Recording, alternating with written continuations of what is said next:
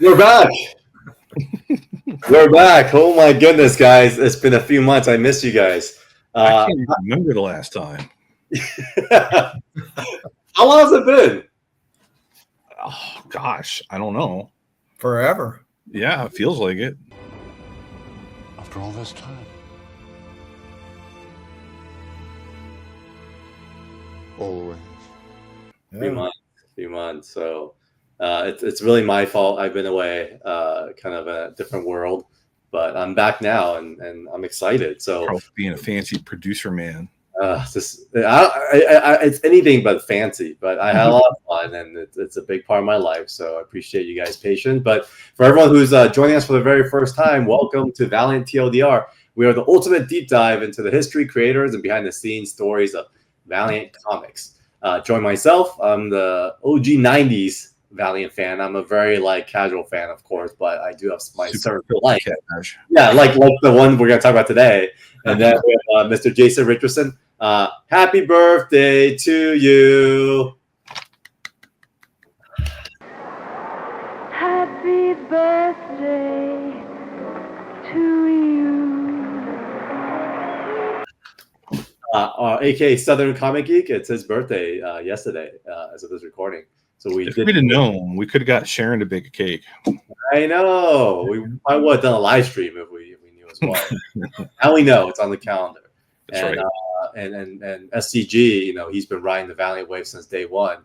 And of course, Mr. Newell Turner, aka Stingray, who has his new channel. Please definitely make sure you check it out and subscribe. And Stingray, what is it called? Stingray's Art Cove. Yes, Stingray's Art Cove. Definitely. Got one video so far, but we'll fix that soon. More to come. He has quite the series of unpacking.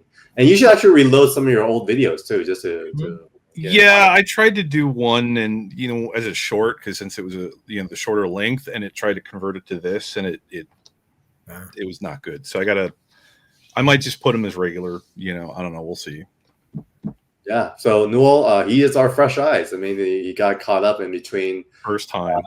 Jason and my conversations at Baltimore Comic-Con last year, and we're getting closer to this year's Baltimore. I know it's coming up. It's going to be our 1 year anniversary, and we got to do something. Yes. But yeah, so what this show is about is we've been covering Valiant Comics in chronological order. We are bringing in-depth reviews like we are going to be today. We do some unboxing. I don't know if the guys have any unboxing. I'm fresh out at this point because I've been doing some. I have a piece I can show. Okay, good to know. So we're gonna get that at the end, and then we're gonna have some creator interviews as well. And we're here really to explore who? Like who, Carl? Who do we talk to? We talked to Bart Sears so far. We spoke to Bob Layton. Bob Stingray Eater Layton. Yeah, should we have him back but eating Stingray live? No. Have you had Stingray? I mean, it's really good actually. It's actually kind of thick, but very bony. It's really? But they have little tiny, almost like fish bones, right? Yeah, it's like white fish. It's a very thin white fish. So. Well, it's funny because I want to get a commission now of Bob looking all like he's gonna eat Stingray. That's pretty funny. I think that would be great. Yeah. Maybe I can get Bob to do it. Try yourself looking evil and trying to eat Stingray. So, I mean, it's interesting. I thought maybe a good, since there's a kind of reintroduction to Valiant TLDR, maybe we could talk a little bit about current days of Valiant. Because last time we were together, we did a little review of the Valiant Beyond. And now those books have been out. It's been quite the controversial topic of late. A bit of controversy, yes. Yeah. Yep. Things got quite heated in the Valiant pages and fan pages. Very heated. It was quite interesting. Me personally, in online talk, I just decided to sit back and watch because it's more interesting that way. Yeah. People think that, and it is a free country. People can do whatever they want, but that doesn't mean anybody else has to care. So everybody has an opinion. Just let them have their opinion, whether they're right, wrong, dumb. If stupid was illegal, there'd be more politicians in jail. So, it got so heated on the Valiant fan pages that So heated. So people were calling them out, and rightfully so. It's like, okay, like if you're gonna take up for this particular situation as it was believed to be, that's fine. But it should be across the board, right? Regardless of whether you personally believe in something or not. And so finally the guy come back and said, y'all right? I didn't delete anybody off, but there was, I think they said 47 people they kicked out of the group as a result. This is the Facebook group, right? Yeah. I saw that post, but it was only at like 8 or 9 at the time. And then I think he just kept going. Right. Yeah. He got, pretty heated about it. And it wasn't as much, which there's not as much action on the Valiant fans website as what there is on the Facebook group. But so it was kind of slow burn there. But on the Facebook, it got pretty heated. How about the forums? Are you still active in the Valiant forums? I know, yeah. So that's what I was talking about on the Valiant fan page. That's the forum. So it's not as heated on there. It's a little bit. This is So several people came out and said that they're not buying Valiant anymore as a result of this. A lot of people weren't buying Valiant anyway because you were tired of the story. So you're virtue signaling, in my estimation, because of this situation. And if you want to do that, that's fine. I mean, knock yourself out. But a lot of them weren't even buying it anyway. So it's like, talk about the stuff you like and don't talk about the stuff you don't like. I liken it to, if y'all recall the dust up when Nick Spencer made Captain America a Hydra agent. Oh, that was a big one. And so, the thing with that is I could see where they were coming from. And if you don't like it, just don't read it. I didn't. That's what happens? People quit buying it. They quit selling it. And it's the same thing with this. If people don't want to buy it, that's fine. Godzilla on Magic cards. Sorry, I didn't mean to. You kind of see what I'm shopping for, right? Is that what's going on? Well, I'm building a new Magic deck, and it's funny because someone actually returned this card, and then these ones I just sold. I bought this card, so it's pretty hilarious. This is how the algorithms work. Yeah, they're watching you. Carl. But I pulled this article up because I sent it to you guys earlier today.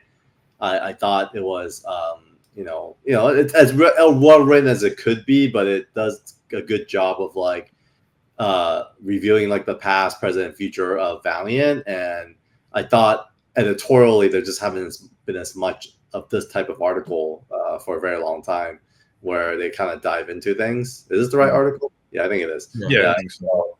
And it talks about the whole history of Valiant. And I just feel like we're kind of missing editorial in general when it comes to comic book press. And so, comic book press is mostly these days rehashing what do you call them? Press releases. Yes, copy and paste, right? Yeah, and it's all cut and paste, and it's all clickbait, where you get the whole story in the title. You don't even need to click on it. Right. This book is coming out. This character came back. Whatever. If you read the comics, you don't need to even look at those. Right. So yeah, this was a little bit more of a deep dive by comparison, and tried to cover all the bases. But yeah, I'm kind of. I think at the end of the day, I extremes are tough for me. I like kind of just I'm more of a moderate when it comes to everything, and so I do feel like in a weird way, I share this with you guys too. In the business that I'm in, they always say no PR is bad PR. So I wonder how many more people they got to read this because of this situation. Then right there, you don't need to go read the book. Yeah, if it didn't happen, exactly. So I mean, even this guy, he said he wasn't he just picked up to read it just because of the controversy, and so I wonder how many more of these books they sold because of it. So I'm not saying it's a bad thing of this whole thing, but in a kind of business perspective, I thought it was very interesting that how many more eyeballs are on this now because of this thing going viral. Well, I thought that the number of previous creators that had worked on Bloodshot speaking out against it was interesting too. Yeah, it's interesting. So yeah, and I might have missed something else. So maybe I'm giving him credit where it's not due. But like Sean Chen, as an example, came out and said, "Hey, this is back when Bloodshot and vampires worked or was done right." I think that's how he worded it. Is that enough? I mean, at this point, like, is there anything else to say?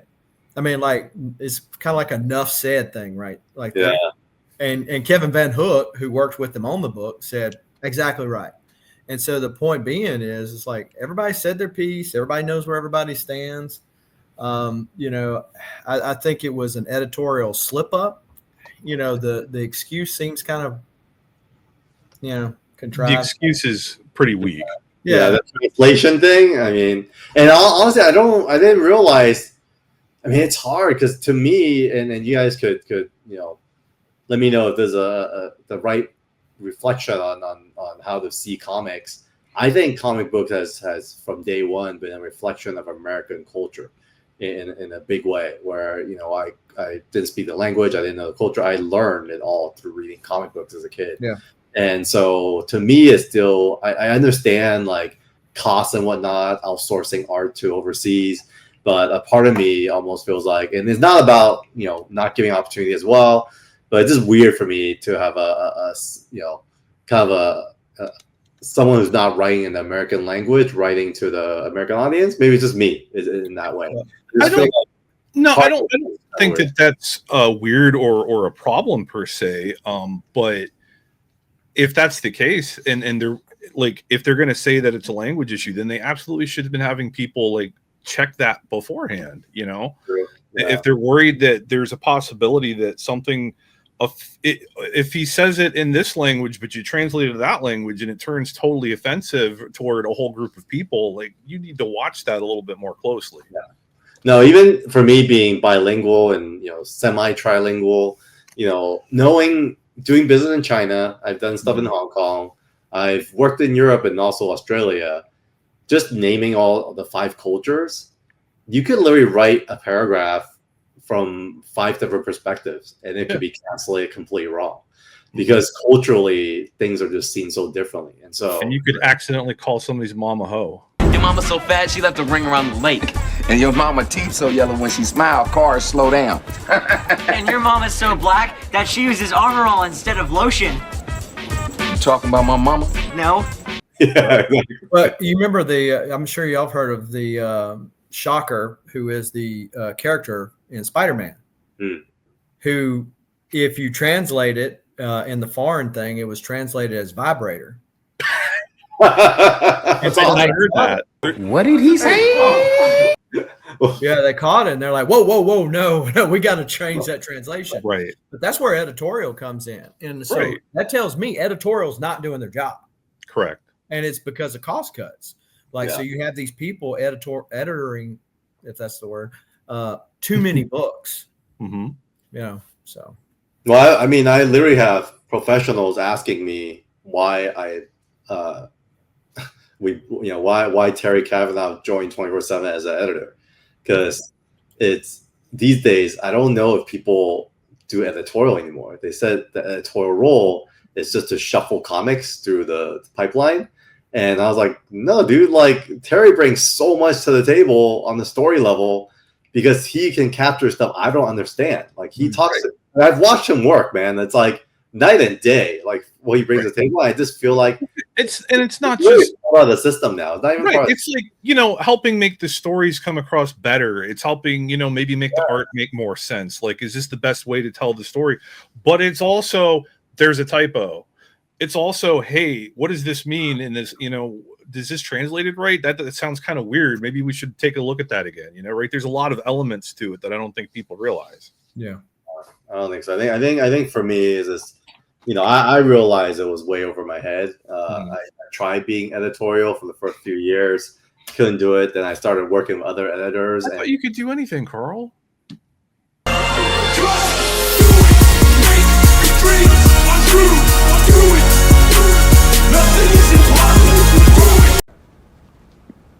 Nope. anything you put your mind to, you can do. You know, it's just You didn't put your how mind to it? well it's done. I mean, I feel bad. I mean, we shipped out a few, you know, some Everminds, you know, 1 to 3, and there was a few typos, and I missed it, and then we had a consulting editor that also missed it, and so like now we have, you know, not only do we have Terry, we have now a proofreader just to make sure. You know, it's funny because, you know, I just put up my first ever video on YouTube, and you pointed out a typo, Carl, in my video. Well, You weren't the only one either.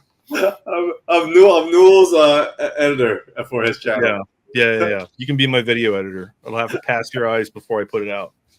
All right, so we're all caught up on the latest on Valiant. Also, happy birthday again to Southern Comic Geek.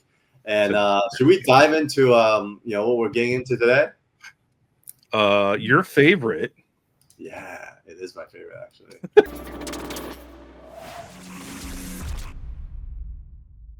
Oh, before that, so you guys don't have to remind me. 24/7. Hey, you remembered. Then so I know. Thank you guys. 24/7 Comics. This is a little engine that could. We're about to launch Evermind full collection, and this complete collection has been the fastest we've ever hit the 100 follower mark. So we will have all 6 issues. I can't wait till you guys see the art. It's freaking amazing. I think Sean took it to the next level. And it's a hardcover? Yeah, it's gonna be a hardcover and a soft cover. So up to you. Want a slut for hardcovers. Yeah, and so me too. And so instead of going to the 3 floppies like 4 and 6, we just said, you know what? Why don't we just jump right to the complete issue? Because that's cool because I missed the first one. So okay, so if you missed the first one, we'll make these as add-ons. So people who want floppies, they can. But no. I need something that goes on a shelf. Yes, so that's good. So that's good to know. And our inventory is running kind of low now on these. So once these are out, they're out. So our thesis is by the time this done, this whole first print run of 1 through 6 should be done because we'll finish the rest of our print run, which we had printed more than we needed. And then now for the 4 through 6, we'll print just enough, so that way we're gonna basically start our journey into, you know, OGNs, which is kind of cool because nice. That was something I was super excited about. Graphic novels showing up at like Barnes and Noble, showing up at like airports, like that's always been one of my dreams. But it took like 4 or 5 years to get here. So everywhere books are sold. Yeah, it's crazy. It's a long journey, but I'm pretty excited. I'm super excited for you guys to read 4 through 6, and then Terry being on board now. We just had our first session with Sean. And what he's bringing to the table, man, I think it's gonna make it really fun to jump between chapters. Sweet. So as we said, here we are, Archer and Armstrong. This has been my all-time favorite Valiant comics, and I have to say, guys, I may have overhyped it for Newell. He sold it hard. So why don't we dive in? I mean, Jason, you want to give us a little bit of a recap as to Archer and Armstrong's relevance in the ultimate kind of the Valiant universe? Well, I mean, they're the ultimate odd couple prior to Quantum and Woody. You know, they are the ultimate odd couple. You know, you have somebody who is deeply religious despite his background, which we'll be talking about today. And then we have the guy who is supposed to be the big Satan and who turns out to be the brother of the Eternal Warrior and the Time Walker. Obviously, Carl is probably pretty slanted to this storyline because of Barry Windsor-Smith and his art here, which somebody I know owns the glorious cover to the left of there of Archer and Armstrong Zero. So we'll talk about how they meet and their first adventures, which land them straight in the middle of Unity. And then when they get back, all the hijinks that pursue. Yeah, and not to mention just Barry Windsor-Smith. I think the story is just very relatable. My dad's a pastor. My grandfather's a pastor. I consider myself pretty religious, but more so spiritual outside of church. And so, and I've also ran around the world with a lot of mentor types and had good and bad experiences. And so Armstrong just kind of, I think, early on planted a seed in me and how I lived my life, and that's just the way I learn. I'm not like a academic guy. I'm just very big on like mentorship. I'm not much into that book learning. Yeah. So, not at all. So I've gotten lucky. I think in recent I found the mentors that has been really good for me. But I've always also had really people I shouldn't have been hanging around for many years in my early life. Like us. Good guys. All right, so let's dive in. Newell, why don't we jump in with some fresh eyes? So, I mean, I didn't know what to expect exactly because, I mean, obviously we've seen Archer and Armstrong pop up in some of the other books that we've read, but by that point they were like established. So I wasn't sure where the story would start. And when we get into it, early on in issue 0 with these kids playing basketball, and one of them's talking about the power of the Lord is in me. I can feel it. I was like, oh, Carl's trying to brainwash me into a cult. Damn, darn, it didn't work. Or is it Bob Lane and Jim Shooter? Well, I feel like their kind of cult comes up later. That's true. Yeah. But yeah, so I mean, it just starts off with these kids playing the game, and a young Archer, young Obadiah, he keeps making the shots, and he wins some money making a bet because he's got the power of the Lord to help guide his ball into the net. And then the kids get mad at him and they're like, "Oh, you must have cheated. Give me that money." And they're like, "Or I'll kick your ass." And he's like, "Just take it." And then they get mad at him anyway, and they chase him off. And he runs home to his preacher daddy, who is looking a little rough there in that bottom right panel. And they're like, "Oh no, you're home early. What are you doing here?" And his parents are acting awful shady. Yeah, it's like, look at this.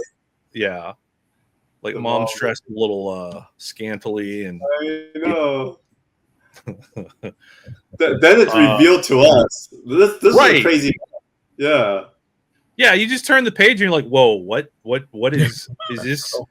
Is this kink? Is this murder? Yeah. Like, is it a little bit of both? Like, what's Yeah, how going did on?" this read to you when you turn the page? Were you like, what the F? Yeah, basically, I had no clue what was going on. I was like, "What?" And then they go right to church. Do you remember this, Jason, when you first read it? Yeah. Yeah, I was shocked. I remember I was shocked as a kid. I was like, what? I was just like, This is one of those books, we've talked about it several times before, that Valiant was kind of on the edge of. I mean, you think about like in the 90s, like X-Men, Nightcrawler was always the Christian character and all that kind of stuff. So basically you have a story that at first glance, and we'll probably bring this up later on, or at least I will, at first glance seems to be bashing religion. I don't see it as that, but I didn't really get that from it. But so because basically eventually rather, Archer through a series of the series of events becomes spoiler because we've gone in Rye and seen this, like he becomes this big religious figure, right? And so the Dalai Lama, basically. Yeah, exactly.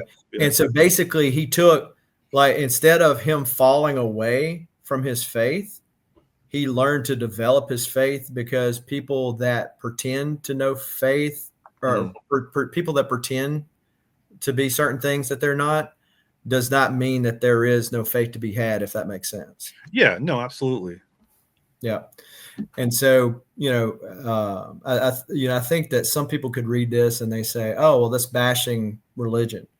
Well, it's bashing the wrong type of religion, right?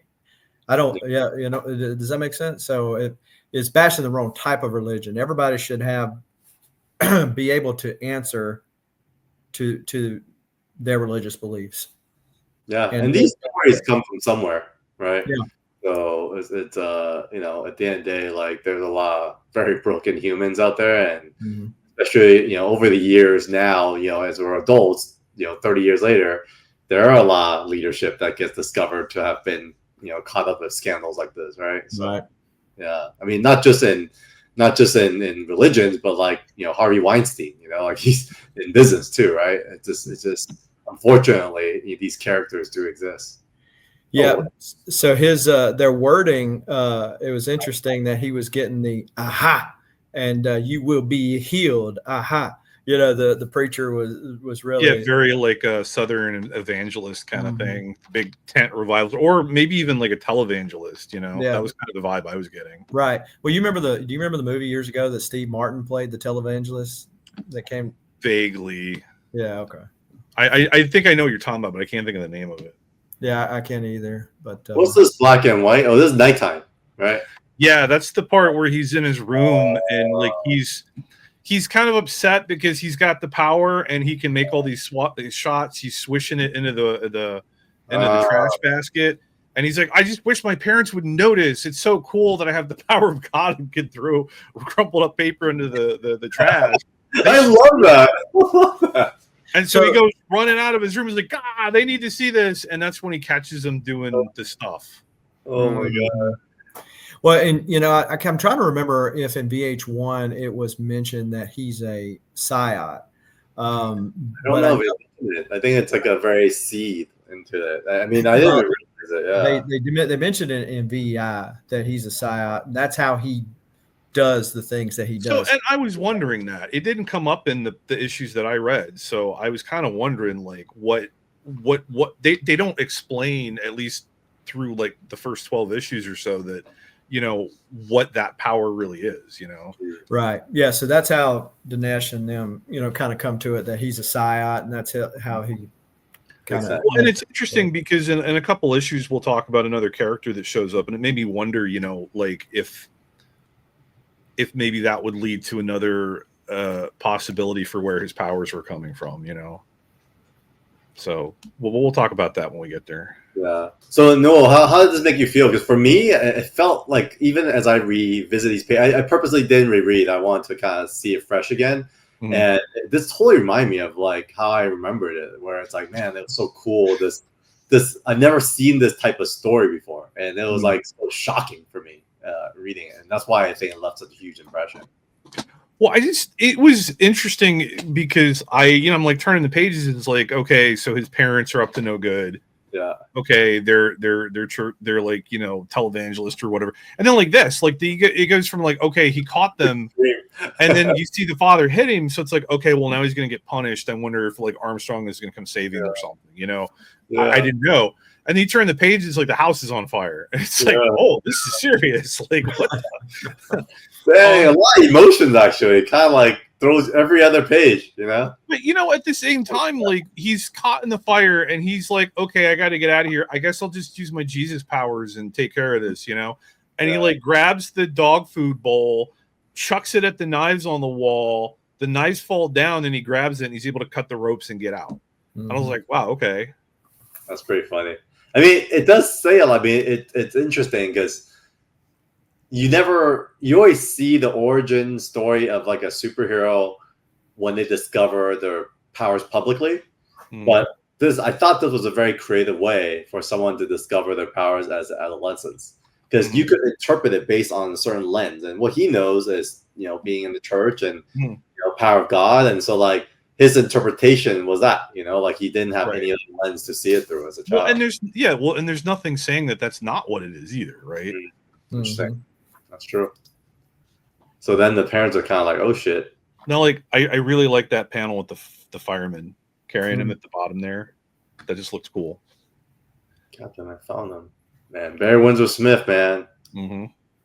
So beautiful. Oh.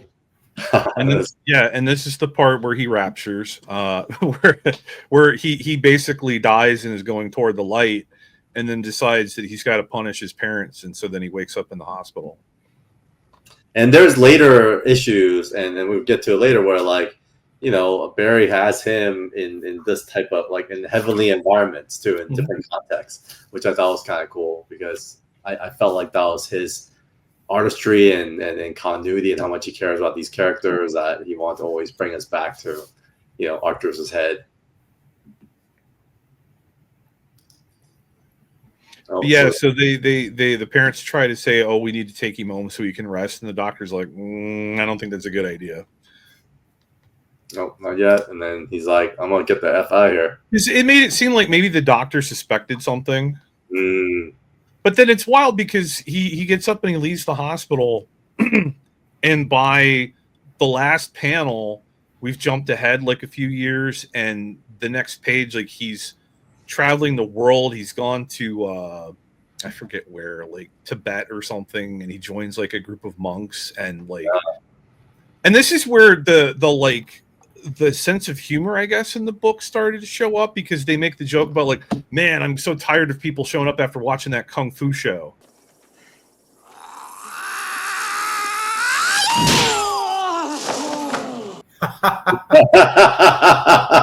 That's pretty funny. I forgot about that. But you're right. They speed through this thing, right? Like, yeah, just boom, done. 7 panels brings you into a whole life of escape, homelessness. Right. And it started in like 1982, and we end up in like 1992 by the end of these 2 pages.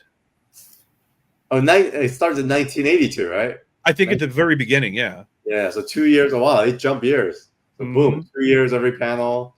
Yeah. That's pretty funny. I didn't notice that. That's cool. That's funny. I mean, it's pretty effective and powerful storytelling. You think about scraping through life. Effective, yeah. I don't know if I would call it powerful, though. It leaves too many holes for you, you think? It was a little bit like almost like they tried to do an 80s style montage, and I don't know. I had a lot of questions, you know, like, well, where did he go? Like, why did he go to the monks? Like, what, you know what I mean? Like, I don't know. I just felt like it left a little bit. I felt like there could have been some more opportunity there for some storytelling. I don't know. Yeah, what's interesting is that it's kind of a sign of the times too, because you know they make the mention about people showing up after they kung fu movies. You know, so think about Kung Fu, The Legend Continues, and all that kind of stuff that was coming out. One of the guys even makes the comment there. He's like, "So does your rage. You must learn to be cool, grasshopper." Yeah, that's true. Be cool, grasshopper. I mean, you could tell the content that they were inspired by.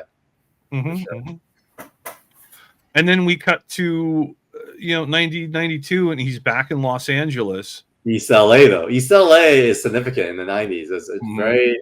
I live in kind of East LA, and this was prime gang territory. Were you in a gang, Carl? I wasn't an Asian gang for sure, but not in a Mexican gang. Why? Thank you for clearing that up. Yeah, I did not. I was not part of the Cholos for sure. And honestly, even when my wife and I moved here 5 years ago, like there was just literally like blocks away, there was like reports of like shootings at bars and stuff that was still happening. Yeah. But it's totally changed. LA has like become a total like different kind of neighborhood. But yeah, anyways, why I say that is because the 90s was way bad when like homelessness and everything. So like I really like how they paint a picture of like yeah. So when you moved in, you brought gentrification with you. That's cool. I know. I'm the problem. You want to tell me what this is all about? I'm actually the anti-gang unit. Yeah. But yeah, so he's in LA now, and I think he goes back to the States to go like get revenge on his parents, I guess.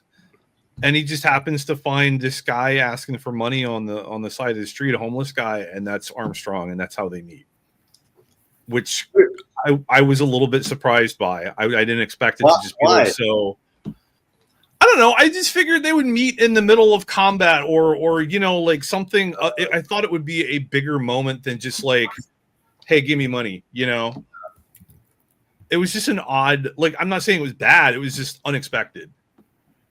Yeah, I'll confess, as a teenager, I was like Arthur. I would literally meet homeless people and like to go have meals with them at McDonald's.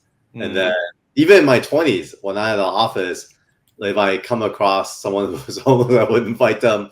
Like, and I think at the time I just didn't know. I was like young and kind of like nonchalant about it. And I think that's also why like our business grew so well, because I think people knew that I was trying to do the best for people. So I would literally be like a staff lunch, and I'll show up a homeless guy.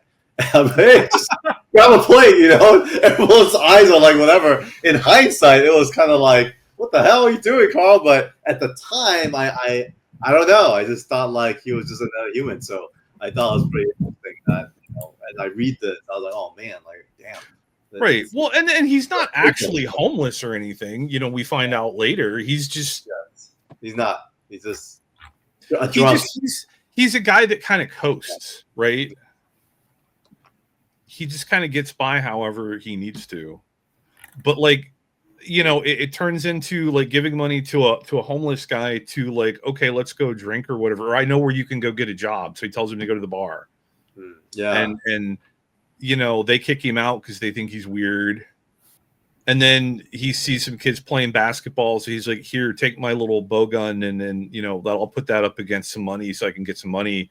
And then he makes one shot. And they're like, oh, yeah, you cheated. And they get into a fight. So it kind of like replaying his childhood. Yeah, kind of cool. Full circle. Yep. And then he pulls the little bow gun on him. And then this guy, kind of mysterious dude, shows up and says, oh, hey, I'm part. He said he's from a group of monks or something or a temple that was like friends with his temple, with Archer's temple. Oh, yeah. And they're on a mission too, right? To kill the devil, right? Yep. Well, he's not from the temple exactly. He was just kind of, I think that part was a bit of a fib, But yeah, it turns out that he's actually part of this evil organization. Well, this organization called the Sect. Yes. Which is like the most generic name ever. Yeah, as generic as you can find. Wait, so why is Armstrong? I forgot. Why is Armstrong throwing everyone out of the bar? There's a bar fight. Are they part of the sect too? The people in the. Well, he does. Maybe. Yes. Yeah. But then this is where he's like, oh, he tells Archer that he's with the leader of the sect and they want to kill me, and they start calling him the devil and he who should not be named and all of that kind of stuff. Yeah, so they're part of the sect, and so they had went in there to try to assassinate him, and so then that's when they meet back up. So in VEI, the church that Archer comes from is the sect. Oh, interesting. Yeah, they're the same. They explained it. Okay. Mm-hmm. Yeah, when we get to the VEI, Archer and Armstrong, I definitely want to have. We should definitely have like add that to the list of questions for Dinesh, of why, that decision was made. Let me actually add that right now before I forget. I was gonna say, put it on the master spreadsheet. Yeah, I'm doing that right now. Let's see. Why was this? Okay. I don't know where anything is now. Okay, there it is. Why was church combined with sect? Okay, continue. Oh, so it closes out issue 1. I mean, these guys remind me of the bad guys from Indiana Jones or issues. Yeah. And then we jump into Unity. Let's do it. Okay, so what's that first impression of Zero? When you read Zero, was it kind of like, oh, what the hell is this? Or did you want more? Like, what was the... I mean, I was intrigued by, like, where it was going to go, but then it got interrupted by Unity, and I was just like, oh, my God, not again. Oh, interesting. It kind of threw you off, huh? With the whole Unity. Definitely. Okay. Like, how are you going to do, like, an introductory issue like that? Have that cliffhanger, and then jump into this BS? That's true. It kind of totally jumped over because it cliffhanger. And then you go from that wonderful Barry Smith cover to this. This is Frank Miller. Yeah.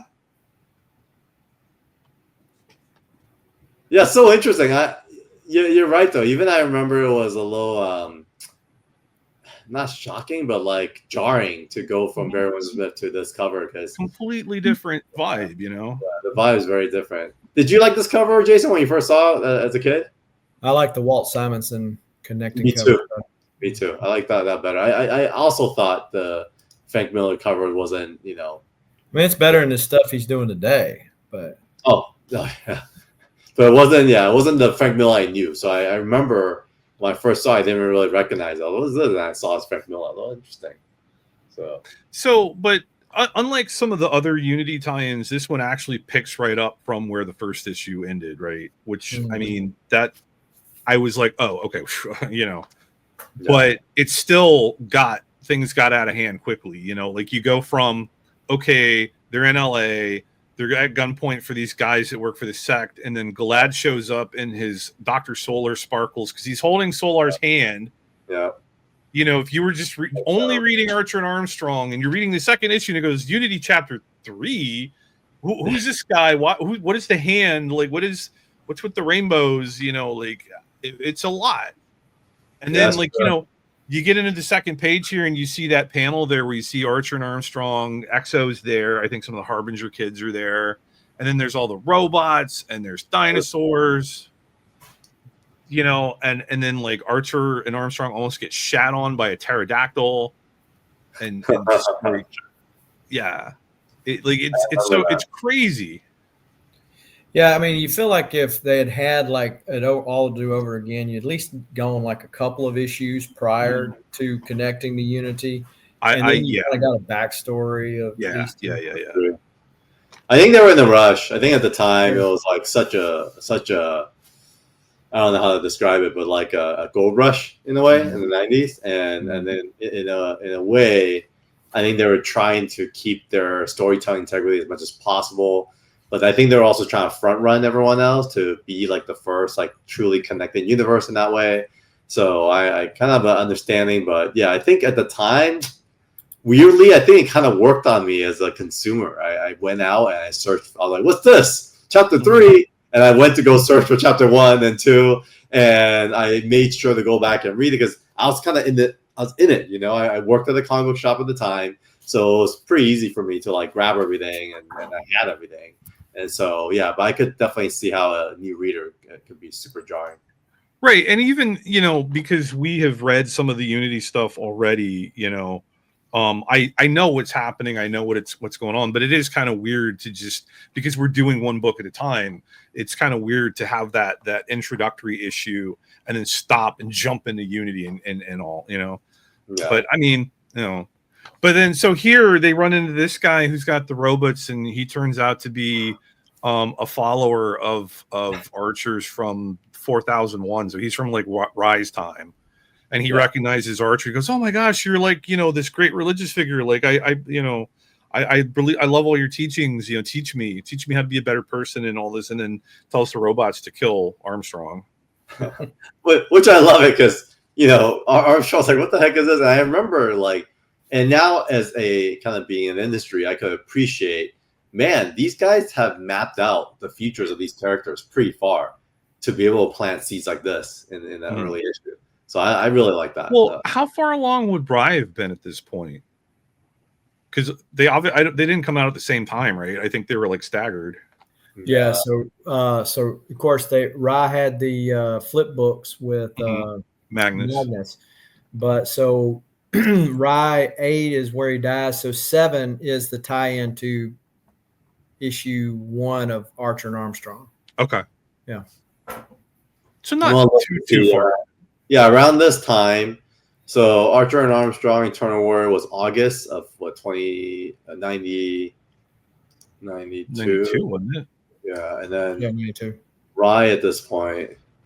Let me go back. Ryan 92 would have been. Well, it's been a while because Rye was what March, so five issues, more than 5 issues in, yeah. No, Rye. 6 would be. So yeah, there are 5 issues. 6 is the tie-in. So 5 issues. Around the same time. Okay, so there's been 5-6 months of people being exposed to Rye at this point. Yeah. But I started with these two. I started with Archer Armstrong and Eternal Warrior. I was saying that. I didn't have any Rye before. Yeah. Okay, so they go off on their own story. I remember this. They kind of break off. And so this one back. Yeah. Yeah. I was gonna say this one was kind of interesting because it focused a lot on the two of them. Whereas if you go back a page real quick, it would cut with like that panel of Solar and the pterodactyls, and I think you can see a couple of other characters there in the background, right? But they would show those, and they're silent panels. There's no words, there's no dialogue, there's no captions even say, hey, oh look, it's Solar, you know, or anything like that. It's just this is also going on. Now back to Archer and Armstrong, you know what I mean? And I thought that was a little bit more effective than some of the other books where it seemed like it was just kind of skipping all over, like this is Unity. I wonder if it had to do with like Barry Windsor-Smith's like OCD, because his reputation is super OCD with like his visual storytelling. So he may have came and be like, "Hey, we gotta add this panel, bring this panel here." Maybe, yeah. But then like the guy's like, "Okay, Archer, teach me your philosophies," and then he tells his guards to take Archer out back and shoot him like Old Yeller. And then Archer sees a pterodactyl, and so he manages to time it right to get hit by a pterodactyl poo. So funny. And the guards are like, "Ew, I'm not digging him out of that. Me either. Let's just say he got killed by a pterodactyl. It wouldn't be a lie." Which that part was hiding. He's hiding in the proof the whole time. Yeah. I did think that part was kind of funny. That's pretty funny. Yeah, I thought it was hilarious. He's saying that life is a banana. No, I mean. Oh yeah. So Archer's trying to come up with like philosophical things to say, and the guy's like, "Oh, these are silly. You are obviously not the fully formed version of yourself. You know, you haven't learned all the philosophical things that you can teach me yet. So you better come up with something good, or I'll kill you."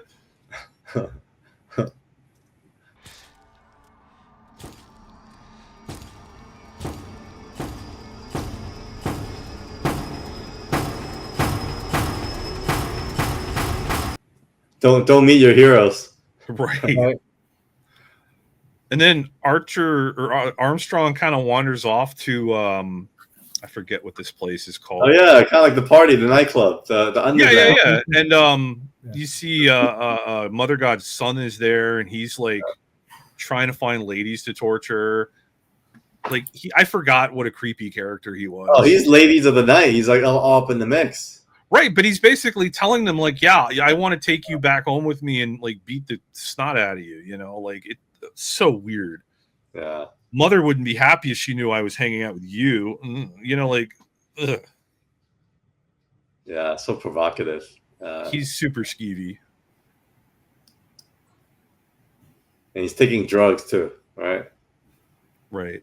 So and that's when Armstrong was like, yeah, this is my kind of party. So he's interacting with this worshiper of his. Yeah, they keep cutting back and forth. And what happens? He like attacks him because of his I hate my parents? What do you say to him? Yeah. So this is one thing that I thought was a little bit weird. Anytime anybody says like the word mommy, Archer flips out. I don't like my mother.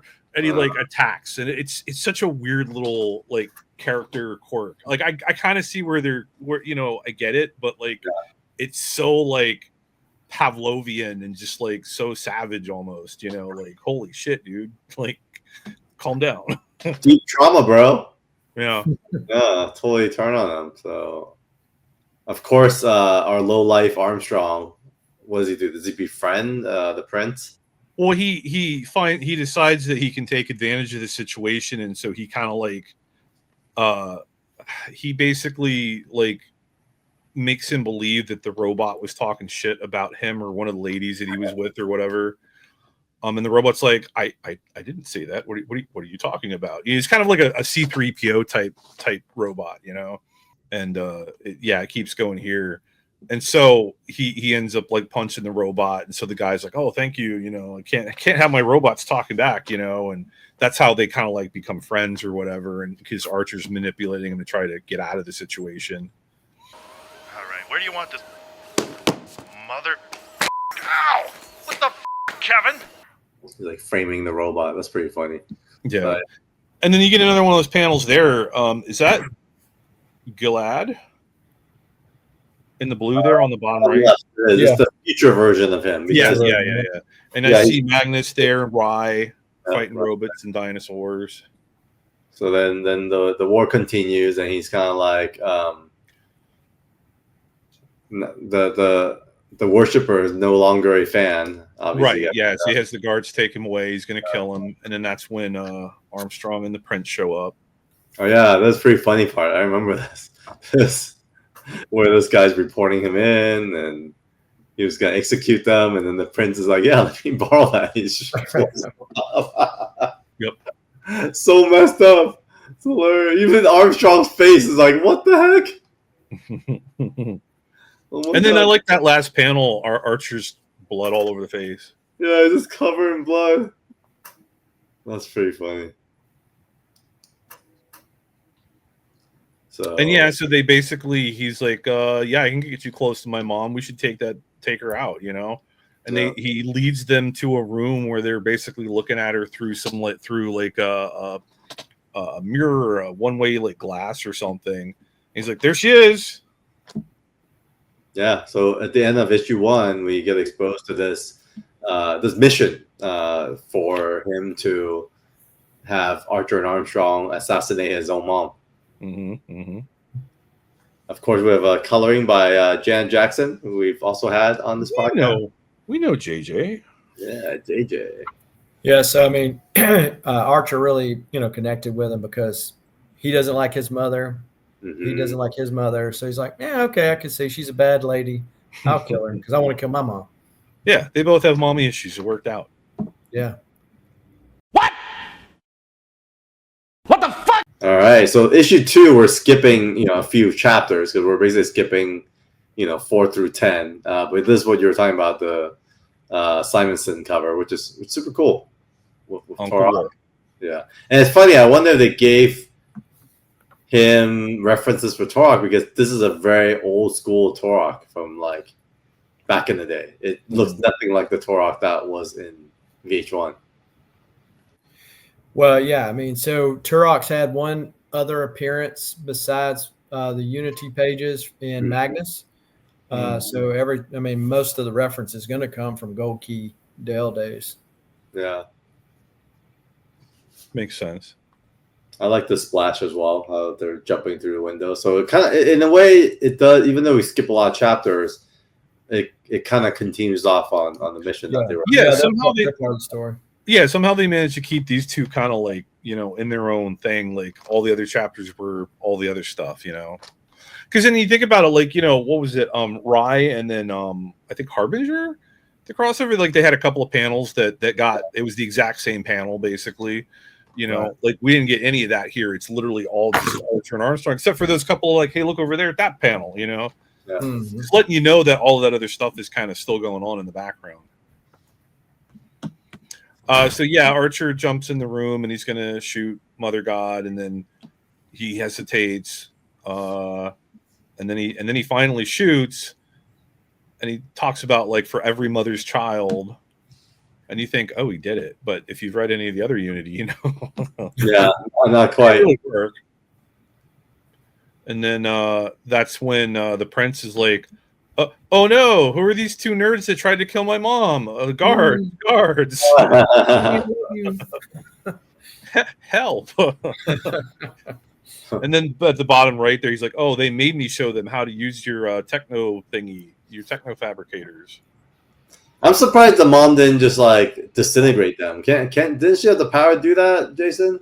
Yeah, I mean, she did it to Ryan. Disintegrate them? Yeah. Yeah.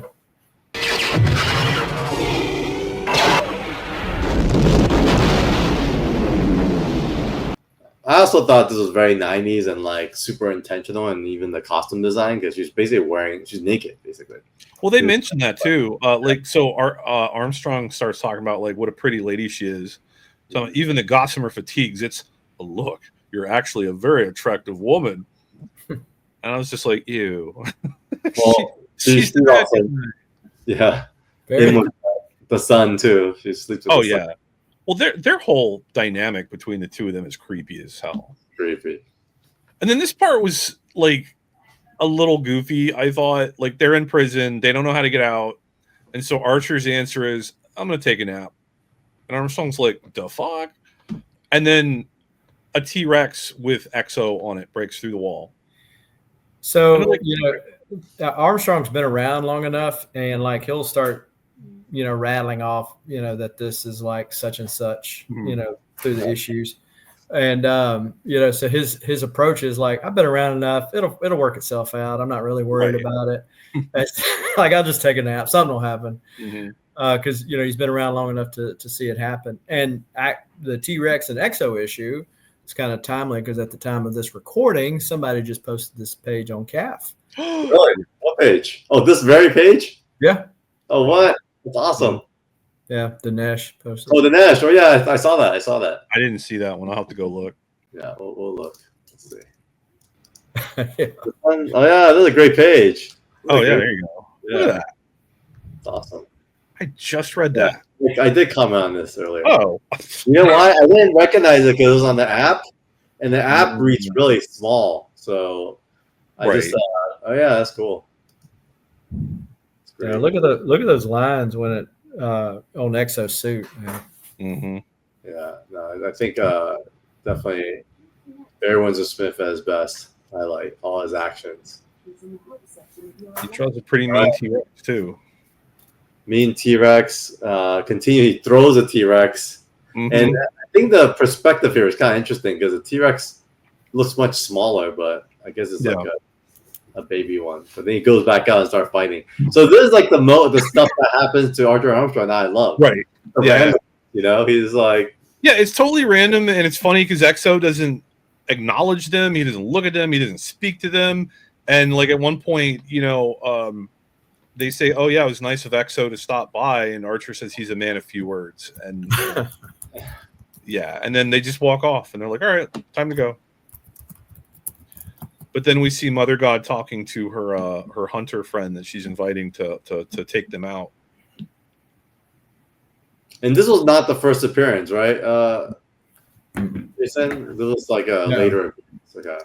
Well, this is his second appearance, but I mean it's so it's still very early. His first appearance was in Magnus.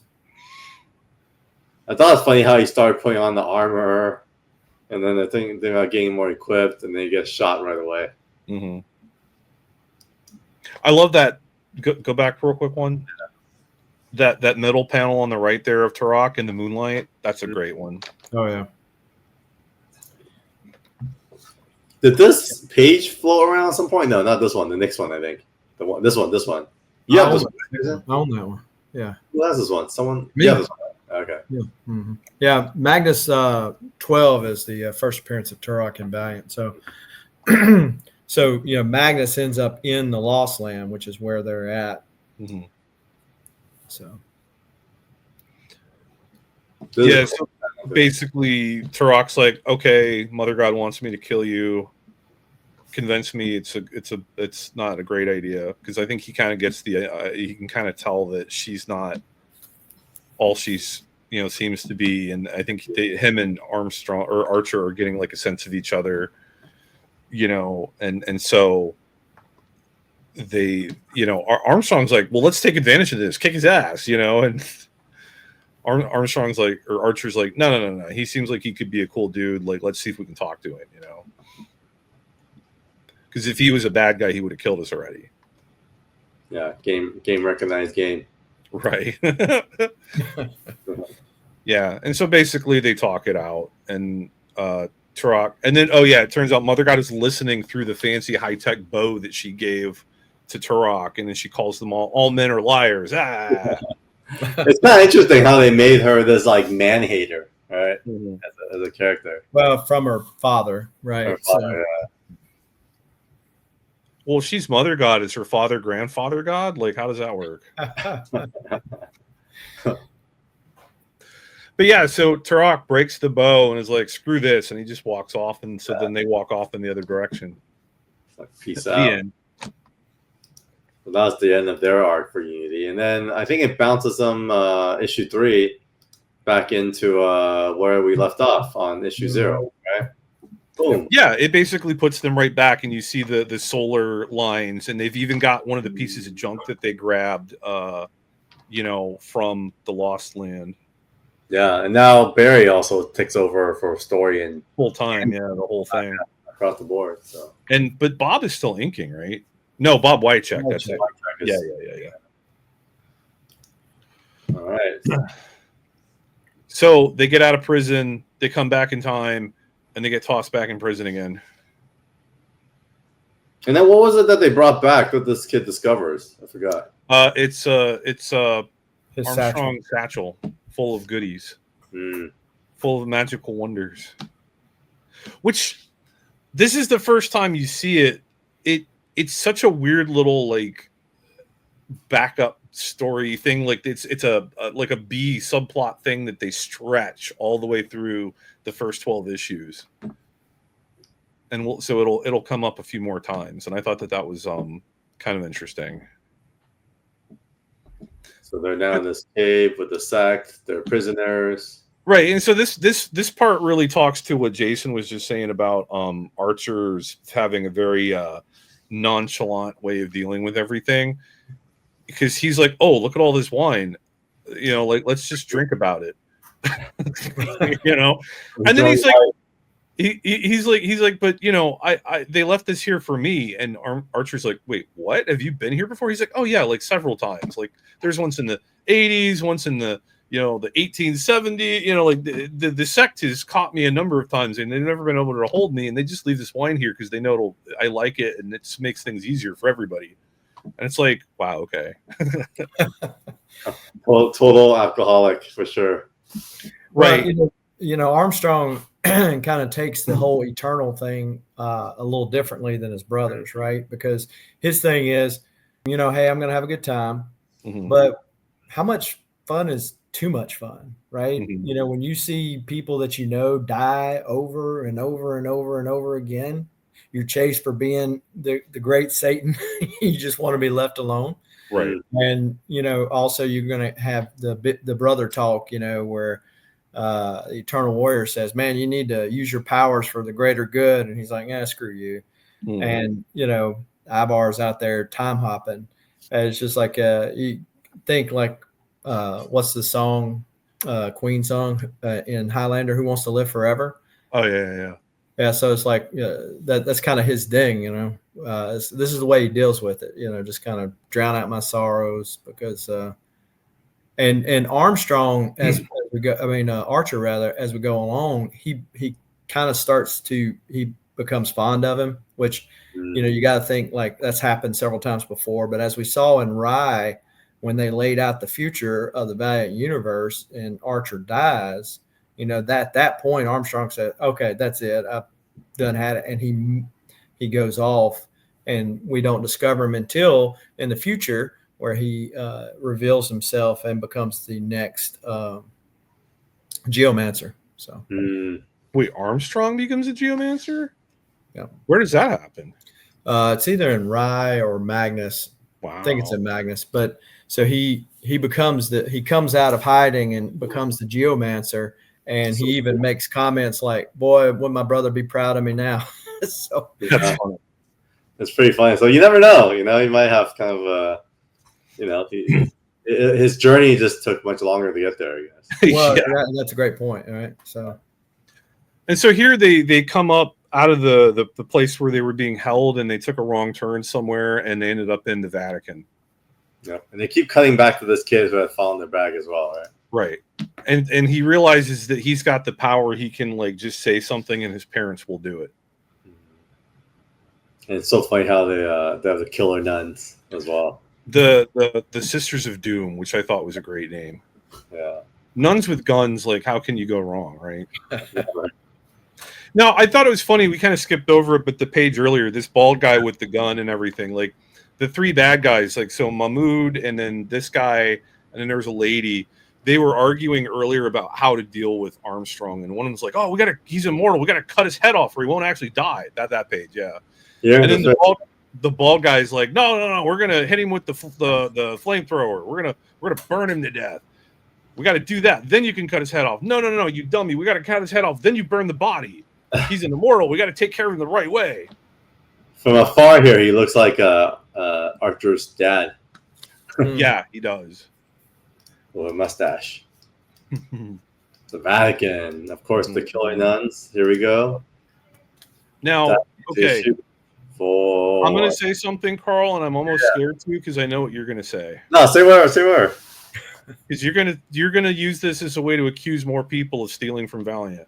The Da Vinci Code. If No, killers, No, okay. Legion then be my destiny. What did you read recently? Did you read anything kind of semi recently, Carl, that maybe reminded you of these couple of issues at all? I don't remember. It might just be me. Might be just you. I was getting some kind of subtle preacher vibes out of this. Oh, interesting. That's interesting. So think about it. You've got a young religious guy, running around with his friend who's immortal, or has at least been alive for a very long time. They're traveling the world, being chased by a militant religious organization. There's a character that has an ability where you can say something and make people do things, kind of like the Word of God. That's hilarious. And then they even end up in the Vatican, and they never did that in Preacher specifically, but there's a part where like they end up in Airstar's base, right, where they're keeping like the last Scion and all that stuff. So it's like they end up in the home base, like the den of the enemy, you know.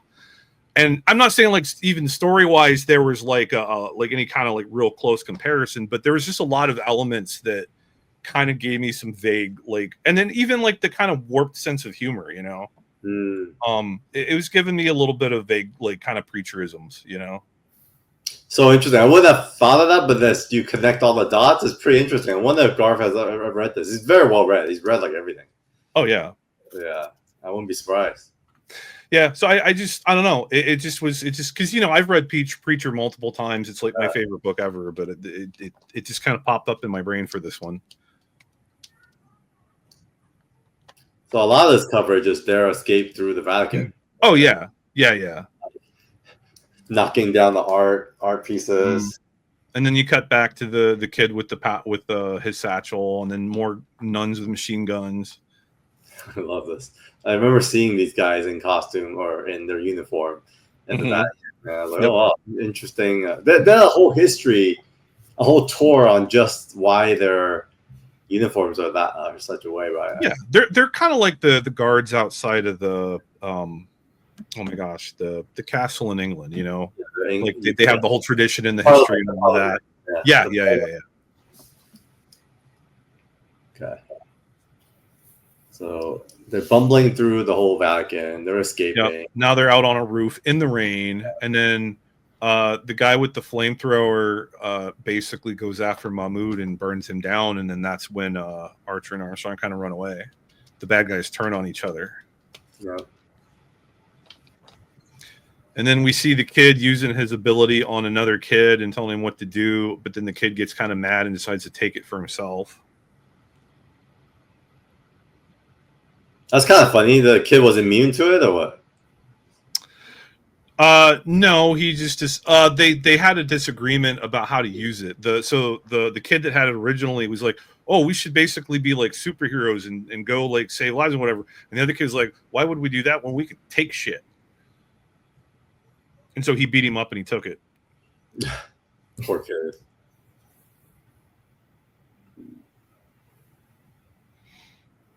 So there's them. Oh yeah, this part was weird. So in these 2 pages, Archer reveals that the nuns are actually men, and Armstrong's like, "Wait, what? Like the whole time?" And then Archer keeps trying to explain, like, well, do you know how I knew? I want to tell you how I knew. It's a great surprise. And Armstrong's like, you know what? I don't want to know. And then they never reveal it, and then they just move on from there.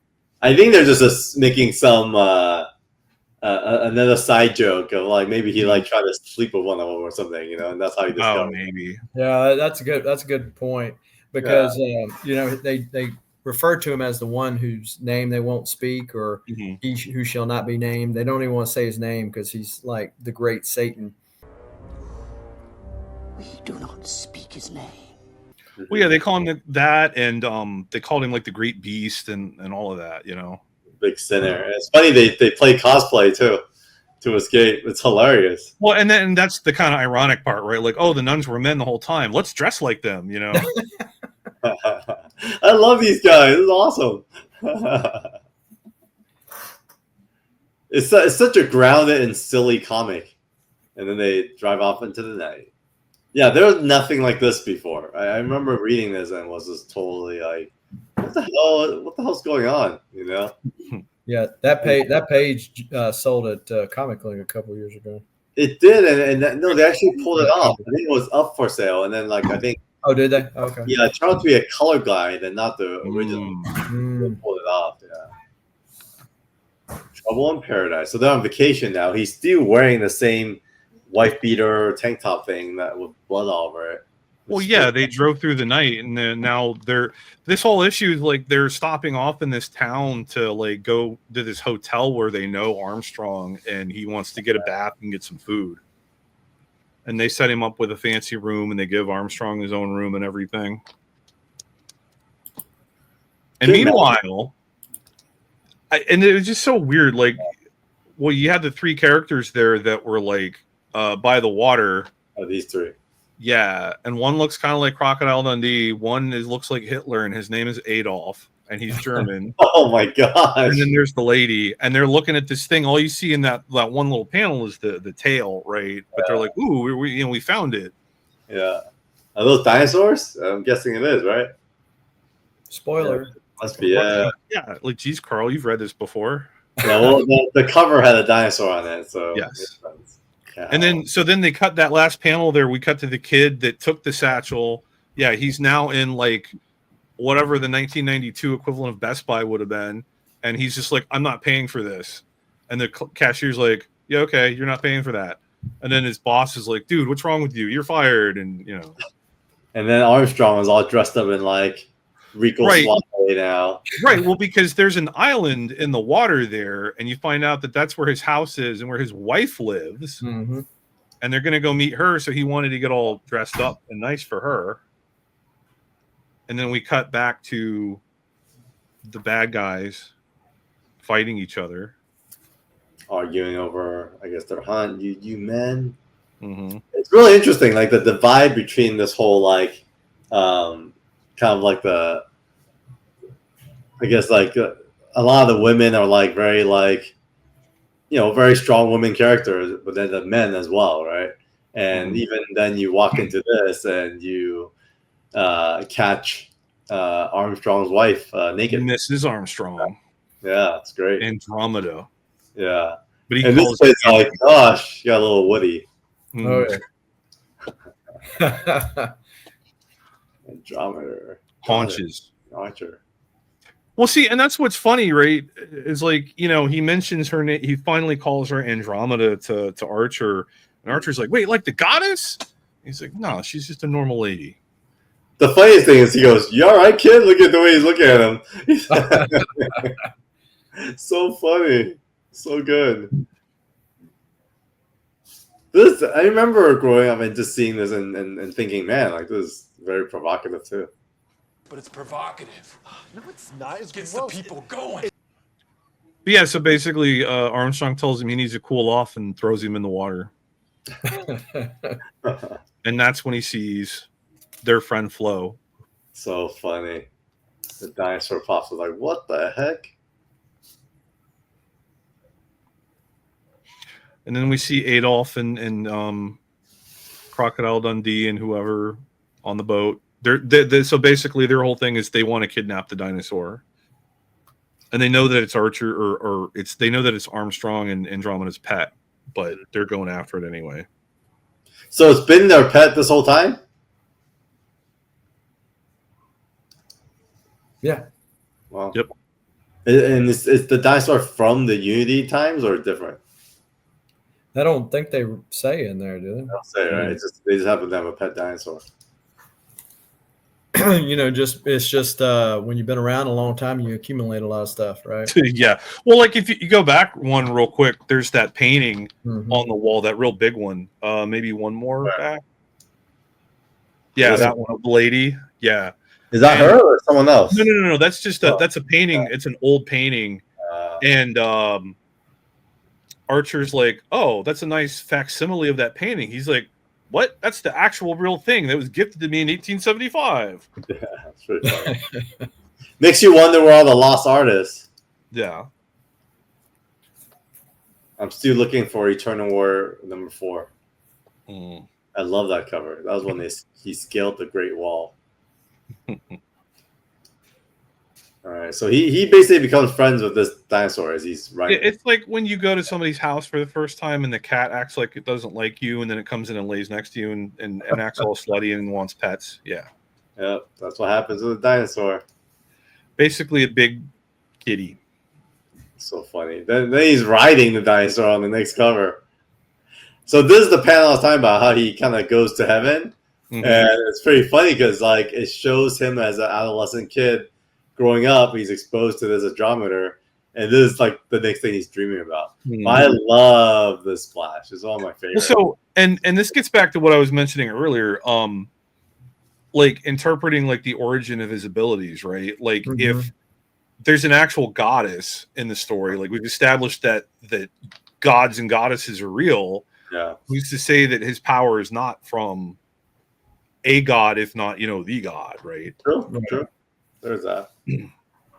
And like we said, they never call him out, at least to my knowledge, or at least not in the issues that I've read, as a psyot. So right, it felt very open to interpretation. Sure. And then it really was kind of like almost mystical until you get Armstrong riding a helicopter dinosaur with like goldfish. Now, what's also interesting about this issue is like all the yellow text boxes here. Like he decided to start a journal, and now there's all this narration that's him kind of like writing in his journal about all his adventures. That's true. The journal does come on nowhere, right? So yeah, it does. The last at the end of the last one. Mm-hmm. Yeah, it was kind of an interesting little, just like suddenly appeared, Yeah. Well, have y'all ever had a dream like that, where like it's all not quite like that, but where you're sitting there, the dream's like, man, this is real, and then all of a sudden this weird thing happens. Yeah. Like I've had dreams where like this weird song starts playing, and I'm like, what in the world is this got to do? You wake up and it's playing on the radio. Yeah. I had the weirdest dream last night. I was just at the bar with my wife, and we just kept ordering food and I kept eating. That wasn't a dream, Carl. Yeah. I literally kept eating. I just nonstop, and I woke up really full and felt like, okay, that's like a sign. I need to cut back on my eating. So y'all know about the whole Bill Morrison Little Mermaid cover, right? No. Are you talking about like the cover for the VHS? Yeah. I think I know what you're talking about. Yeah. So supposedly now Bill, he says he didn't do it. Yeah. People just read that into it. Sure. But, according to everybody, that he put a schlong at the top of the castle there, and are you so talking about the teapot. Yeah. I was wondering. Yeah. I mean, I just looked down. I'm like. The teapot. Where is this? Look, it's in the first thing up here. Back on the comic. Oh, on the comic. Yeah. On that first page up here, you see where that purple teapot. No. Yeah, go up there at the top. You see that girl right there? Right, but then right there. Oh, here too, right there. Yeah. Oh, that's freaking hilarious. Oh, and the other one too. Yeah. The one with the. Oh my god, it's much bigger on this one. Yeah, but from afar, it does look like a thing, because if you look at it, it's like the balls too. I think it was intentional. Yeah. Carl likes this comic even more now. Yeah, I love this comic now. I mean, I love how Barry draws the bodies. They just look so real. It's like it makes it more exotic. And there's so many haunches. Haunches. But so, Carl, you didn't know about the Little Mermaid thing? Mm-mm. So if you ever look at the cover art for like the VHS, and I think it might have been in the actual movie poster too, right? But there's all the towers on the castle and stuff, and in one of them somewhere, it just looks like there's like junk or maybe rocks or whatever in it, but there's like a formation that looks like a dong. Yeah. And Bill Morrison's the one that drew it. Where's the dong? Oh, these dongs? Yeah. So you guys want to hear something fun? I don't think I told. Wait, did I tell you guys this? Since we brought it up, I've been doing my Stingray meets. Wait a minute, was that a pun? We talked about dongs and we brought it up. Oh, there's a pill for that. So one of my Stingray meets commissions that is in the works now is Stingray meets Ursula from The Little Mermaid. Oh yeah. I'm excited to see how that one comes out. I have no clue. Nate Powell. He did that graphic novel March with the congressman. I can't remember his name now. It's like a big deal. Won the National Book Award. Are you Nate Powell? Nate Powell, Powell. Powell. His Instagram is See My Brother Dance. Mm-hmm. That's him. Oh, that's really cool.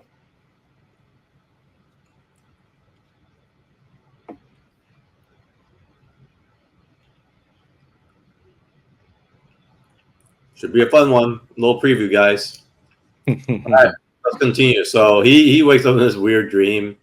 To being shot at by a helicopter. Because it is like Armstrong with a helicopter with a dinosaur flying out. Yeah, that's hilarious. And then interprets into this. So good. Like Archer. Yep. Running through the house under attack. And then the bad guys are trying to like, huh? Is it Adolf that's attacking them? Yeah. They're trying to basically like herd the dinosaur out so that they can catch it. I love that panel. They do catch it. Yep. But like the perspective, like the motion there, everything about that one is really, really cool. Now this is where Andy reveals her ability and that she's actually a goddess. The 100 guy has the rifle and she turns it into a snake and he freaks out. And then I think she does more. Yeah. So this part, she kind of reminded me of Galadriel in Lord of the Rings, right? Where she's like, instead of a queen, you would have a dark goddess, you know, that kind of thing. I thought that was pretty cool. And just the dinosaur kind of chilling in the upper corner there in the net. Just like I'm just watching her. And meanwhile, you know, Armstrong is mooning the helicopter. And then so they shoot at him and they shoot up his fancy paint, his fancy like several 100-year-old painting. So that makes him actually mad, and he throws the couch at the helicopter. So awesome. Look at the damage it does. And then Andy, like, she turns the other woman, the lady's acting like she's gonna hit her, so she turns her to like glass, crystal or something. And then she turns the Adolf guy into a rat, a giant rat. Oh my god, that's awesome. And then it starts to rain. And the guy's like, I'm out of here. Right. And then so finally, like, you know, Archer is all like, oh my gosh, your goddess, oh, you know, praise be and whatever. And then she's like, you know, like, just, you know, normally I would like wipe your brain and make you forget about all this, but I trust you. Just don't tell Armstrong. He's like, what? Armstrong doesn't know? She's like, no, it's just he would get mad if he knew you knew, you know. Let this be our little secret. And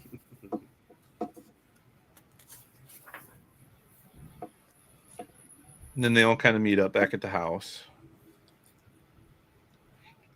And then he orders a Ferrari, I believe.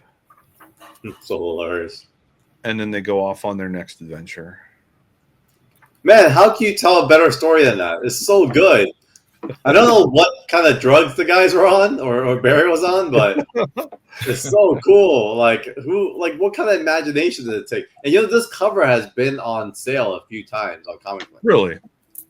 Yeah. But I don't know who bought it. I don't know if anyone ever bought it, but it just keeps getting sold and reposted. Huh. That was a cool cover. Yep. This splash is cool. That's a cool one, yeah. But immediately, it's Art Nichols.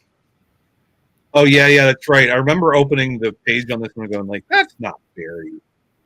Yeah, Art, you know, who recently passed. Wycheck still inking this. So you have similar, but you can tell it's much different. You might have remember seeing that for the last Comic Art Live. This page right here going up, and it listed as Barry Windsor-Smith. Mm-hmm. And so it's like, that's not Barry, but okay. But if you read the thing, it said that it was him as the writer.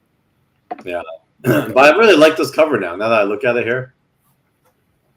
It's so funny how like sometimes it's on sale. Well, you know what caught my eyes? The colors and the painting in the back. I thought that was kind of cool. Yeah. Really good. But see, it's also interesting because like the way that they incorporate Armstrong's having the fight and Archer's on the couch writing in his journal, like thinking and being all. So it's almost like I felt like a couple issues ago, Barry just had this like light bulb and be like, "We're gonna make Archer more introspective," and became like a narrator of the journey. Well, so if you think about when he met his future follower. Mm-hmm. So then he says, wait a minute, if whatever I become must be great. So I need to work towards that. So now he's kind of got this purpose. Okay. That's what he's going to work towards. But that cover's interesting because generally in the past it was, Archer doing all the fighting and Armstrong's like, yeah, whatever. And then in that one it's kind of reversed. But. Well, and it's one of those covers that kind of gives you an idea of what's going to happen in the comic, right? For this one. Because that's kind of how it ends up, right? So, like, this is another goofy thing, right? Like, Armstrong's mad at the car because it stopped working, and Archer's like, well, do you think it could be because it ran out of gas? And Armstrong's like, it's not that. He kicks it. It knocks it up. Fender. So they go to this big, fancy mansion, and they're going to ask if there's, like, a gas station nearby. And they get asked if they know the password, and they, like, fake their way into it, which is goofy, but then they get like there's a trap door and they fall down into the basement and they're about to get jumped by all these guys. And funny things just happen to them. Right? Just, what the heck? So Archer kind of runs off and he ends up like finding his way upstairs into the actual mansion and finds like a library with all these books and he decides that Armstrong's busy, so it's a quiet moment and he's got nowhere to be, nowhere to go, so he just kind of chills and starts writing about it in his journal, which is kind of funny. Wait, this is kind of weird how he's in the middle of fighting, he just walks off. It's hilarious. I wonder why he's kind of in that mode right now. It seems like so unlike him from before, but I guess there's the major transition as he's exploring more. Wow, there's like a full-on battle, like this guy bazooka. Yeah. But what's that's disturbs. Oh, go ahead. Sorry. I was going to say that what's interesting, like how many times Armstrong gets shot at with bullets, like it doesn't faze him whatsoever. Like it doesn't put him down to where he feel like he has to heal to get better. Versus the Eternal Warrior, when we get around to doing that one. There are points where like he gets shot up and he's down at least for a little bit before he heals and gets up. Didn't that happen to him even in Bloodshot?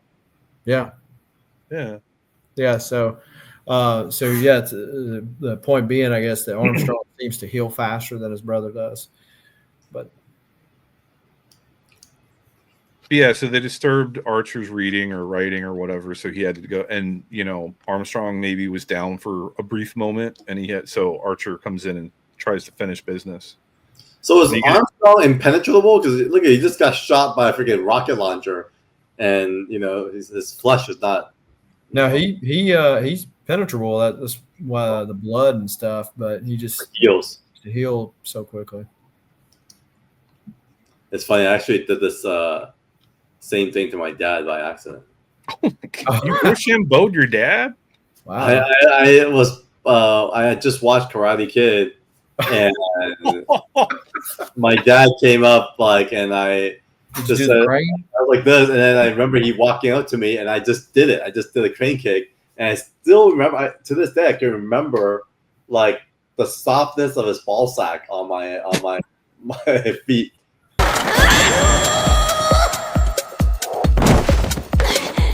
What a weird thing. It was like, were you barefooted?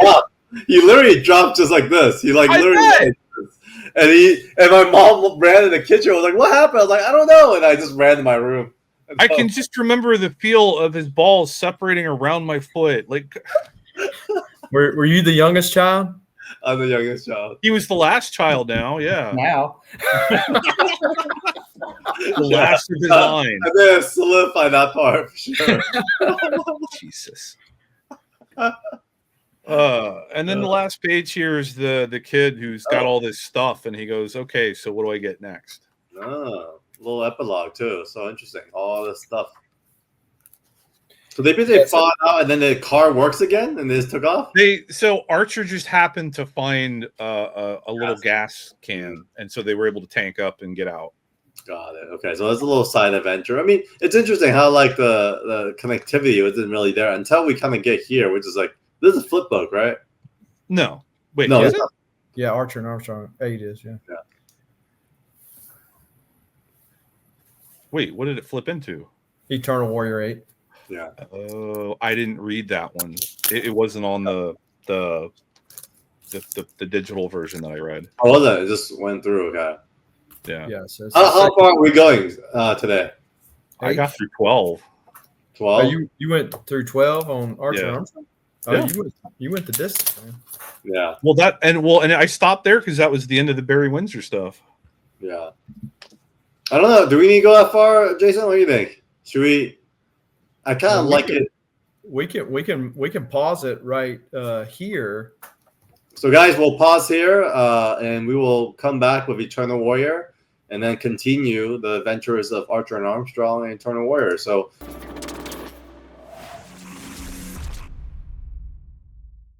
why don't we do a quick kind of recap on impressions? I know, Newell, you messaged me before all this and said, you weren't a crazy fan about it. Now, that was the first, like just going from Zero into Unity, and then the couple, like the Vatican issue. I think I was just like, I just don't. I hated the way that they interrupted things with Unity, and they did that in a couple of books. But it kind of bugs me. I don't know. Like I liked the issues when they went to meet his wife, and the bad guys chasing the dinosaur was a little weird. But I liked that they introduced, like I said, the goddess aspect of it, which gave me a little bit of a, more of an open read on Armstrong's or Archer's abilities. I thought it was interesting that they introduced something a little bit more supernatural or spiritual about the book. I thought that was like maybe opening up the whole thing up to a wider possibility of what the story could be, and I thought that was cool. But then, like, I don't know, that issue in the house just there where Archer was just writing in his journal, like it was just kind of a goofy little, side adventure. It didn't really feel like it added a whole lot.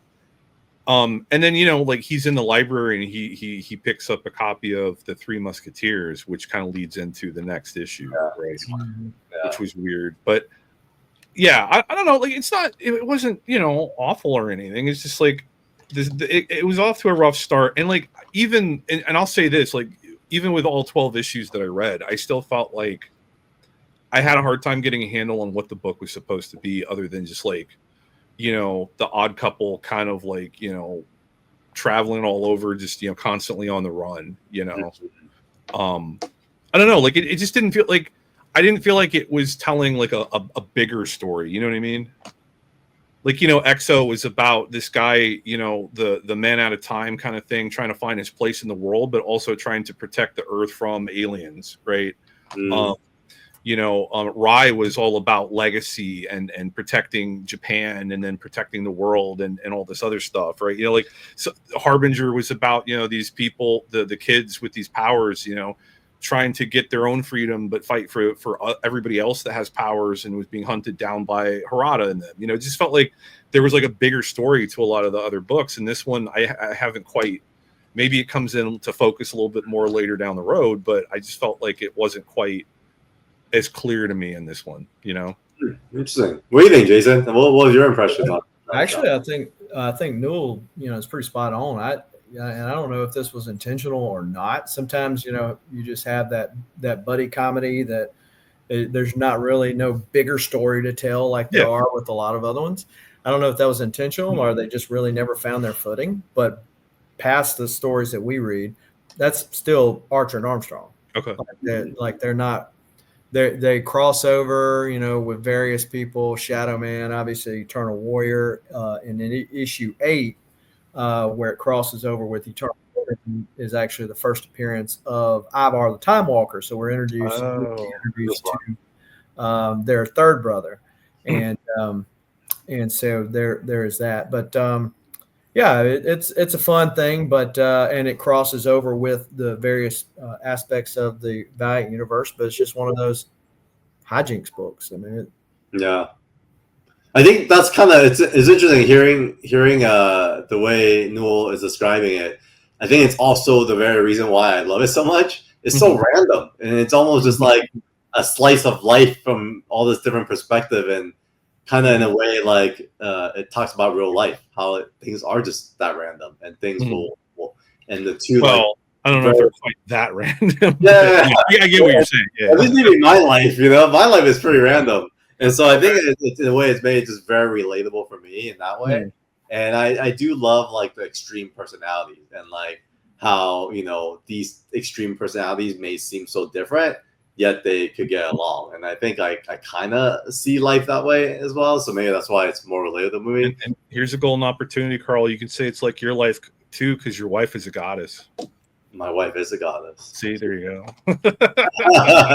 Well, and the other. Pull the words out of my mouth. You got a freebie there. maybe we should preview Archer and Armstrong for the world at large, because that you can say, well, you have two people on opposite ends of the belief spectrum, and you could say, hey, we can just get along where we can and just agree to disagree on the other things, as opposed to be vehemently at polar opposites of each other. Well, we see that. I mean, it kind of loops back to our conversation at the beginning, just how the most unexpected can actually come together. So let's get to our final segment, which is a show and tell. I'll do a quick one just because I don't have anything new to show, but I have this. This may be just a reason why I just love this book so much. So because you own the cover to number 0. No, I chased the cover because I love, and somehow, some way, was able to get a hold of it. And so, thanks to Mr. Tom McDonald, who also hooked me up with this kind of overlay. Which is yeah. And then this is the original scan, and I actually got this directly from Mr. Bear Windsor-Smith, which was pretty cool. Way. So, so a few years now, like a couple years, but it was there was a time where we were exchanging emails and whatnot, and I thought we were pen pals, and then I bought this, and then I haven't really talked to him since. So it was cool though. It was like very meaningful to me, and I spill my guts as to how meaningful it is to me, and I'm honored to have him pass the stewardship of it to me. So that's my show and tell. So did he re-ink this one? I don't know. I mean, it looks super clean. I mean, typically when he re-inks, he adds a lot of stuff. If anything, this was a lot less than I thought. Yeah. Normally he'll write on the board re-inked or something to that effect too.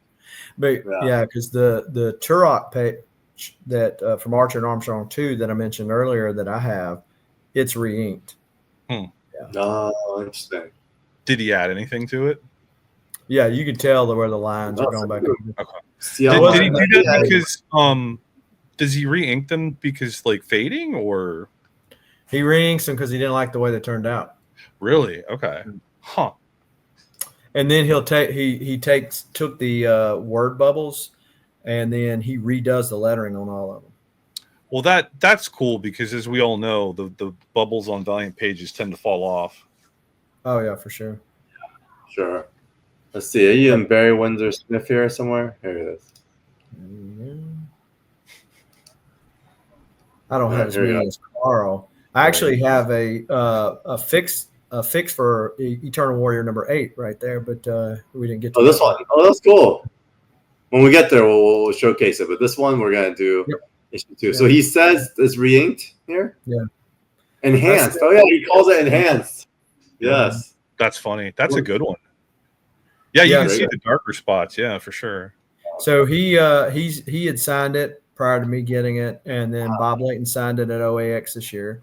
Okay, And that was one of those. Nice. it was with me at Heroes when Jim Shooter was going to be there, but unfortunately he wouldn't ever make it. I know, it's really sad. That was one interview I really wish we caught before his passing. It was a good page, great page. Nice. Wow. Newell, any show and tells? There you go. Ah, nice. We both recognize this page. That's right. So I got this cool Exo Manowar page by our good friend and previous guest of the show, Sean Chen. Mr. Sean Chen. And this is one that I got from Carl because he's awesome. And then you get like typical Sean Chen page. You get the prelim stuff on the back, and you got like, I know this is Exo, but you could squint and see that as being Iron Man a little bit, which he worked on also. So that's pretty cool. But I love the way that he, works out the perspective and everything on the back a lot. Yeah, Jason had contributed too because he had first dibs on other pages. And he said, "That one sucked. I don't want it." No, he said, "Let's get the best one for Newell," and because he needs to help him build his collection. Well, this is my first Exo page, so that's pretty awesome, and I appreciate that, you guys. Yeah, that Exo one, because the ones I got that Carl gave me were Harbinger ones. But, yeah. But the Exo, and talk about the likeness to Iron Man, if I'm not mistaken, he drew that Exo before he drew Iron Man. So Iron Man copied after probably because I think Iron Man was like 98, 99. Yeah. He told me he was like a star at Valiant, and then at some point. Well, and this was volume 2, right? So this was this with the Acclaim era. Yes. Yeah. So Arc is not the main Exo, and the alien the armor has a totally different origin story. Oh, really? Yeah. It's why they rebooted it because they wanted to feel like it would sell better. Okay. But one of the things that I mentioned prior to the show is this Archer and Armstrong First Impressions graphic novel, which was released early into the VI era. And as they were redoing that, I got this from Sal, so he actually signed it from me. Cool. And which reprints the first 6 issues and an additional story that was drawn by Sal Valletto and then written by Jim Shooter, which is talking about the formation of the sect. Oh, wow. Kind of cool. I have that book, too. I should read it. It's still sealed. I haven't dove into it. So. Yeah, so the formation of the sect talks about, the sect and how they get together and how they meet Armstrong. What year did that one come out? 2007. Oh, okay. It's way later then. So this is Acclaim or post Acclaim? Oh yeah, this is when Dinesh had just bought Valiant out. So, so they haven't come out with all the new stuff yet, the new storylines and stuff. So they were just kind of putting this stuff out. Oh, gotta keep that IP going. That's right. And then of course Pompeii explodes. Oh, that's cool. Have y'all been to Pompeii before? No, I haven't. Yeah, it gives you perspective. Oh man. But and so yeah, that was interesting. And then this is a Michael Golden cover to this book. Oh, nice. That's cool. Sean actually done the Exo 1 version of this book. Oh, really? Oh, so they came up with a bunch of these before they launched. Is that what happened? There was 3, if I remember correctly. The Harbinger one, this one, and the. Oh, cool. Oh, wow. Dope. Yeah. It's kind of a take on the age-old barbarian thing where the woman's always got to be grasping at the leg, right? But yeah, Sean did. And then you see all the alien ships in the background. Sick. Oh, yeah. That's cool because they look a lot like the ones from Rye. Yeah. And so, so Sean did that cover. And there's a Jim Shooter written story at the end of this book, just like there was on the other. And he did one for Harbinger too. What a productive guy. Him and Layton. So productive, just blasting out content. So I've never seen this is the prelim to what we saw a while ago, that sect. There were some proposed covers. There's that one, but I've never seen such detailed prelims where he did all of the lettering. Wow. Yeah, that's wild. You know. Like that's pretty detailed. So funny. That was Evermind #1. Sean actually wrote all his lettering into the book. And this is Sal, right? Yeah. Wow. And you know, you wonder is like, okay, I get where you would want to put the word bubble so you know like placement. Right, but all the letters? All the letters too. That seems like wild. overkill. And these are some of the characters from the sect. That's awesome, dude. That's a great prelim book. Yeah, that's cool. Yeah. You know where I know Sal from? When he did Black Panther. Yes. So Sal Valetto did the volume 2 run of Bloodshot, and so he did a lot of those. Okay. Yeah, him and Bob Allman, which was the same team. Same team, yeah. They were really good together.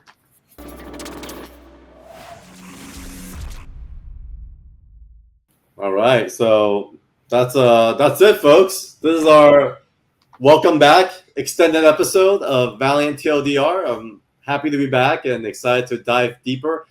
Jason, with what's left for VH1, what else do we have left for Newell to cover? Well, we got Eternal Warrior. Yeah. We got Time Walk, Ivar the Time Walker. Okay, I might be kind of that too. Yes. Yeah, that one's a short series. I was gonna say, when does that one come? Did that come later? Yeah. Don Perlin drew most of it. Well, we love Don so it wasn't like a super late one, but I think it went 10 or 12 issues. Oh, okay. It's not very We long. have Secret Weapon too. Actually, that was interesting. It's like the Avengers. Yeah. So the team. So Secret Weapons goes through 2 iterations of like teams. You can kind of tell at the end they were like, okay, let's just throw some people together and hope it works. But yeah, so that's their team book, and that's the main ones, I believe. We covered all of the rest of the main titles.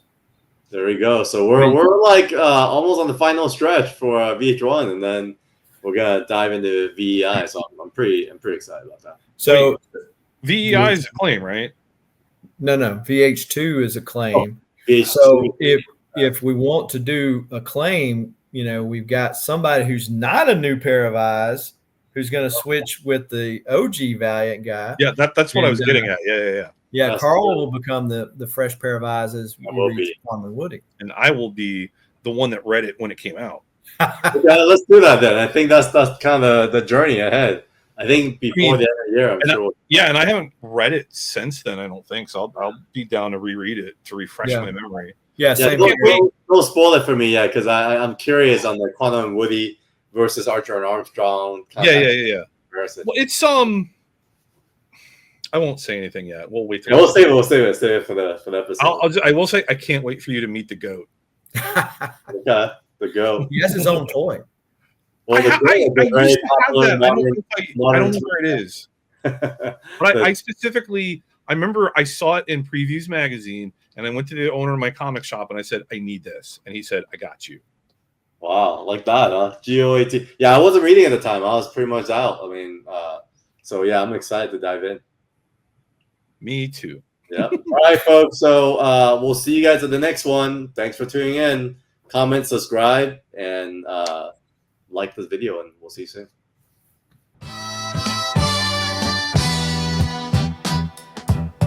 Yo, 24/7 ink on the page. Heroes and villains in an endless rage. Panels like bars, every frame a stage. Comics, the gospel, we break the cage.